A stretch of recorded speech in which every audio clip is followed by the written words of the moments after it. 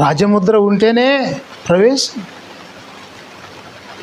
ఒకసారి నాతో పాటు ప్రయాణం చేశాడు ఒక ఆయన డల్లాస్ టెక్సాస్కి వెళ్ళడానికి. బాగానే ఉంది, అన్ని తిరిగి లైన్లో తిరిగి అన్ని ముద్రలు వేయించుకుంటా వెళ్తున్నాం. నా వెనకాల ఉన్నవాడు ఎక్కడో మధ్యలో మిస్ అయిపోయి ఒక ముద్ర మర్చిపోయాడు. అక్కడికి వచ్చి అక్కడ ఆపేశారు. చచట్ ఇంకొక ముద్ర ఉండాలి వెళ్ళమన్నారు. మళ్ళీ దాదాపు 8-9 కిలోమీటర్లు వెనక్కి రావాలి నడిచి వచ్చాడు. అలుసుకుని అప్పటికి 2-3 సార్లు అనౌన్స్ చేశాడు, ఫలానా క్యాండిడేట్ ఇంకా రాలేదు అని. ఇంకా కాసేపు అయితే వెళ్ళిపోయేది ఫ్లైట్. అప్పటికి వచ్చాడు. ముద్ర జాగ్రత్తగా ఉండాలి. దేవునికి స్తోత్రం, హల్లెలూయా. యేసయ్య అంట ఆయన సాక్ష్యము అంగీకరించిన వాడు దేవుడు సత్యవంతుడను మాటకే ముద్ర వేశాడంట. హల్లెలూయా.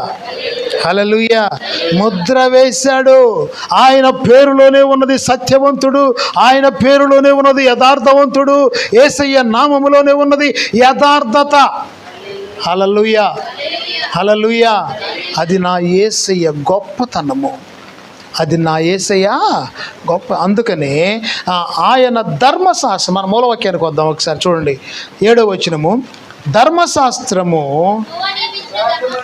యెహోవా నియమించిన ధర్మశాస్త్రము యథార్థమైనది, అది ప్రాణమును తెప్పరిల్ల చేయును. యెహోవా శాసనము నమ్మదగినది, అది బుద్ధిహీనులకు జ్ఞానమును పుట్టించును. తర్వాత వచ్చిన యెహోవా ఉపదేశము నిర్దోషమైనది, అవి హృదయమును. అబ్బా దేవునికి స్తోత్రం, హల్లెలూయా. హృదయాన్ని ఏం చేస్తాయి అంట? ఏంటి, సంతోషపరుస్తాయా కష్టపరుస్తాయా? అంటే కష్టపరిచే వాళ్ళు కూడా కష్టపరిచే మాటలు ఉన్నాయి, సంతోషపరిచే దేవుని మాటలు, మనుషుల మాటలు ఎలా ఉంటాయి చెప్పండి? ఎలా ఉంటాయి? నిష్ఠూరంగా మాట్లాడతారు. అంత విన్న తర్వాత ఏం చేస్తారు? నిష్ఠూరంగా మాట్లాడతారు.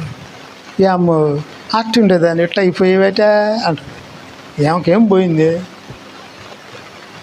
పని పాట ఏం లేక. ఆ మాట అనగానే ఏమనిపిస్తుంది మనకి చెప్పండి? ఏమనిపిస్తుంది? డేగాలు పడిపోతాం. బాబు నాది ఇది అయిపోయిందంట. ఏమైపోయింది? అమ్మ పర్లా, ధైర్యంగా ఉండు, దేవుడు నిన్ను బలపరుస్తాడు, దేవుడు నీకు మంచి స్థితిని ఇస్తాడు. ఏం చేయాలి? దేవుని మాటలు ఏం చేస్తాయి? తెప్పరిల్లా చేస్తాయి అంట. హల్లెలూయా. ఇది దేవుడు కోరుకునే సహవాసము, దేవుడు కోరుకునే ఇచ్చే